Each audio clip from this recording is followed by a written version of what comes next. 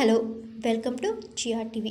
ఆంధ్రప్రదేశ్ మాజీ సీఎం జగన్ కు సుప్రీంకోర్టులో భారీ ఊరట లభించింది. వివిధ కేసుల్లో ప్రధాన నిందితుడిగా ఉన్న జగన్ బెయిల్ రద్దు చేయాలని, ఆ కేసుల విచారణ మరో కోర్టుకు బదిలీ చేయాలని నాటి వైసీపీ ఎంపీ, ప్రస్తుత AP assembly deputy speaker Raghurama Krishnam Raju సుప్రీంకోర్టులో పిటిషన్ వేశారు. కాగా ఈ పిటిషన్ ఈ రోజు విచారణకు రాగా జగన్ పై ఉన్న కేసులపై ప్రత్యేకంగా విచారణ అవసరం లేదని సుప్రీంకోర్టు వ్యాఖ్యానించింది. దీంతో రఘురామకృష్ణంరాజు కోర్టులో వేసిన తన పిటిషన్లను వెనక్కి తీసుకున్నట్లు ప్రకటించారు.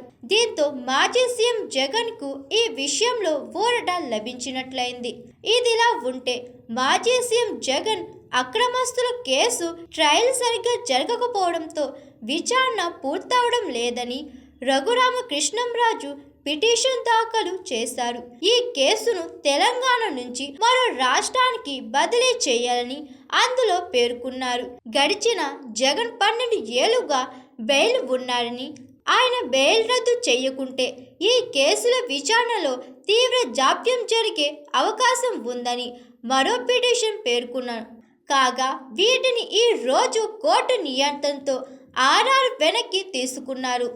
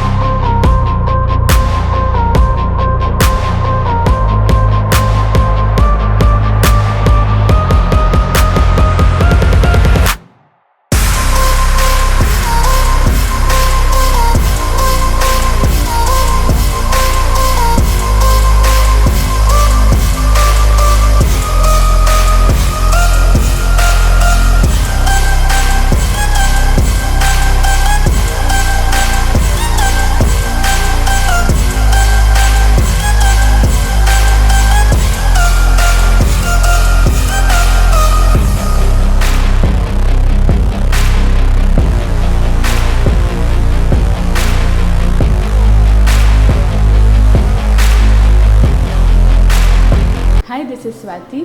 లైక్ చేయండి, షేర్ చేయండి, కమెంట్ చేయండి అండ్ సబ్స్క్రైబ్ చేయండి GRTV. Hi, this is Monica. Please like, share and subscribe GRTV.